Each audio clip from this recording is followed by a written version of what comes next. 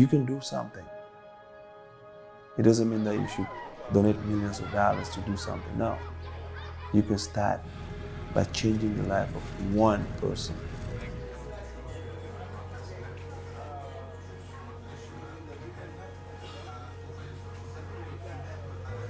My name is Alang Geh, the founder of Caring Hands Africa.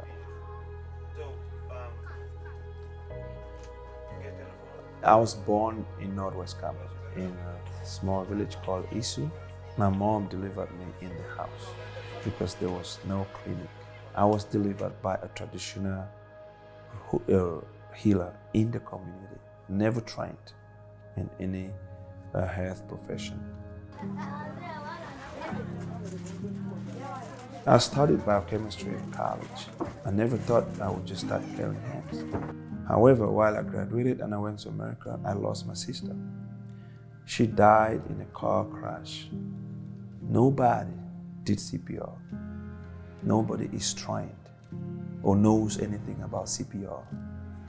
That is one of the main reasons that drove me into starting Caring Hands. We want to go to where nobody wants to go. We want to reach the peasant. We want to reach the royal person that has nothing. Technically, where there's no doctor, with a simple Tylenol, with simple Motrin, with a simple anti-diarrhea medicine, with a simple antibiotic to save them because they have nothing. So we have to be that source of healing by bringing whatever they may need to them.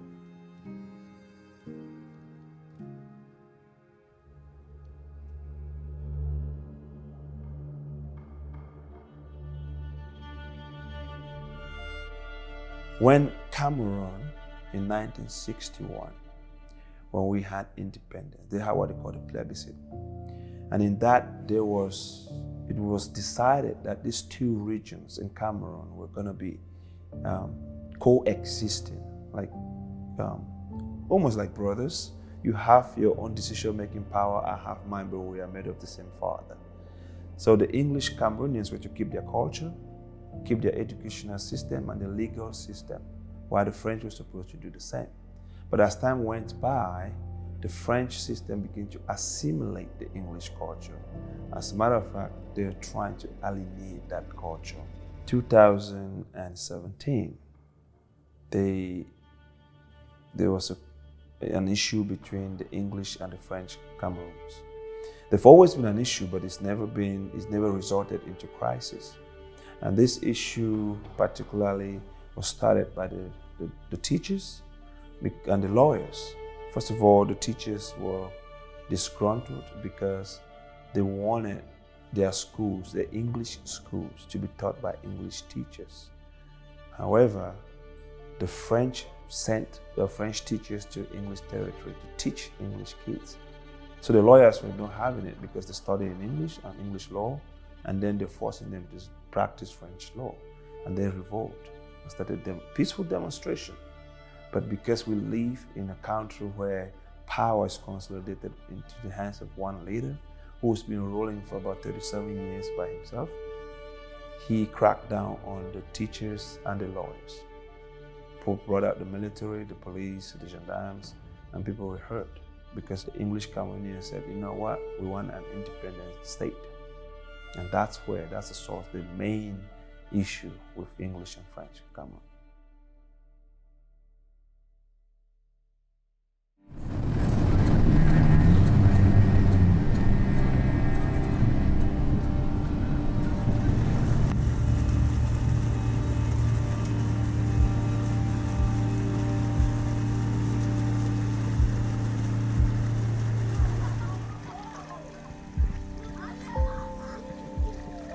My very first mission trip to Tubay, that was in August 2017. We went to Tubay and I was seeing families and other kids, and all of a sudden my nurse came to me and said, hey, there's a child out here that they want you to see like now.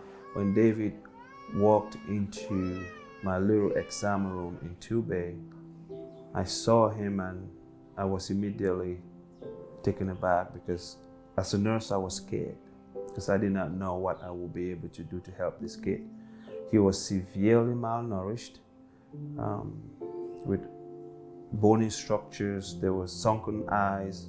He couldn't smile, couldn't speak, just staring at me. And I asked him his name. He couldn't say anything, just stoic.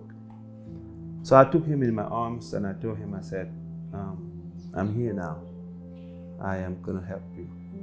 So the brother told me that David was abandoned by the parents because they thought that David was spiritually possessed because he's been sick for so long. So they decided to take him to traditional doctors, native doctors, to seek for help.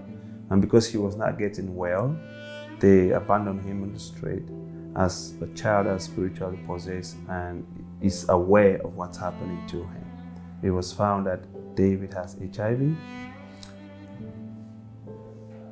And the unfortunate thing is, it wasn't from the parents, or it was because since they don't have a healthcare provider, the person who circumcised David used unsterile procedures, unsterile equipment, infected equipment as a matter of fact. And during circumcision, that's how this boy got HIV. And he's been sick, not of his own making, but because of the negligence or the lack of access of care. And within 3 weeks, David was looking good. I was excited. 6 months passed.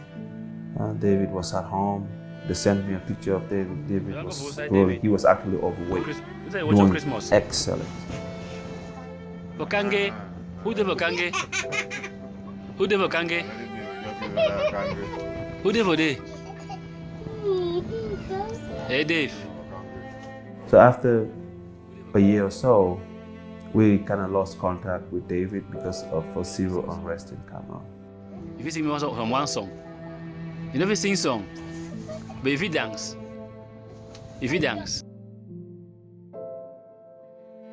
Going to Tubay, the first thing that was in my mind was David. I was just looking forward to seeing my kid, seeing this boy, and seeing how improved he's been. Because I got photos of him, videos of him doing exceedingly well. But when I went to Tubay, it wasn't what I thought.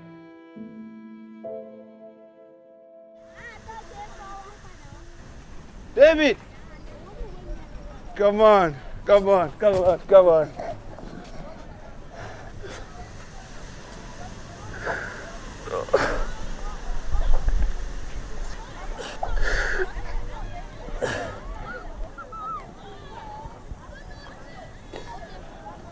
You okay?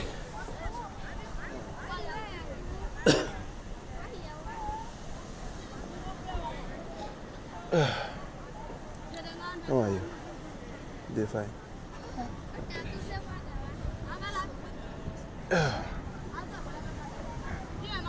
How are you?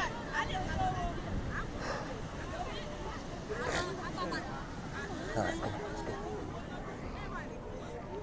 Now the crisis in Cameroon has actually made things worse because he's supposed to be getting his medications every 2 weeks from the district hospital.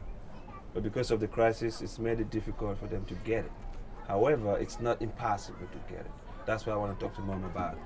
Because come outside, madam. we have, everything has been arranged. Practically all they need to do, practically all they have to do is pick up his antivirus and David will be okay. But they're not doing it. And you can see David is gradually going back, to how he used to be when we met him. And that's why I kind of shed tears, because I was expecting to see David doing better. The pictures I got a year ago, David was looking good. I got a video of him. He was so choppy. I even called him to stop feeding because he was overweight. But you can see right now, David's just it's going back. You can literally hear he's got crackers in the lungs just by the way he's breathing. So he definitely needs to go back to the hospital. Definitely.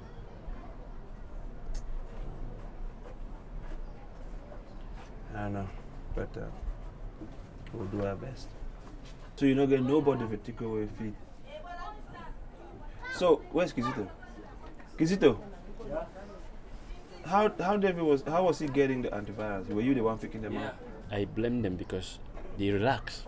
When they are relaxed, she cannot take it serious. Exactly. When you know what we are suffering from, we are need. There's somebody who can provide it for that person. Yeah. You don't have to wait to the worst. This child, if be child will save your life tomorrow, you know what I'm saying? This big way they play with that, it be now. This way to change the destiny for this place. It is sick. Now your responsibility, you and your husband, to take care of this boy. Hello. Nice to meet you. Shake me out, she down. She go down. I don't know, everyone has more to, eh? Yeah. Morning. So what's going on with my son? What happened?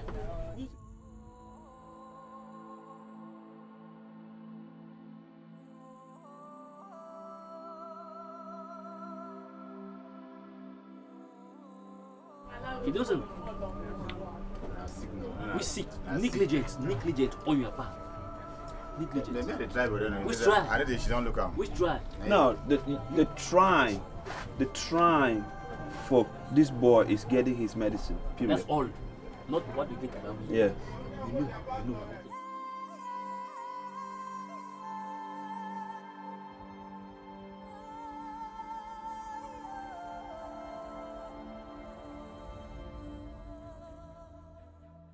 A year passed and he's like that. He got a cough. Who knows if he's got pneumonia right now?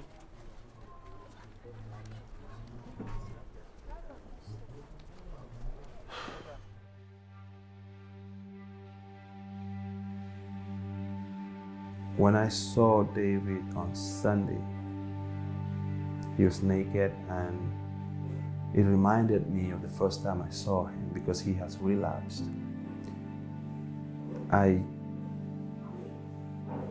There's a lot of emotions that ran through me. First of all, I feel like I feel him.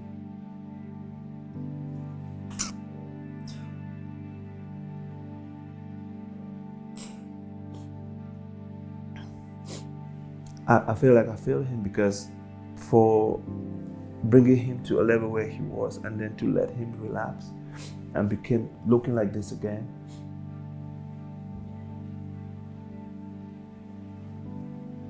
It touched my heart.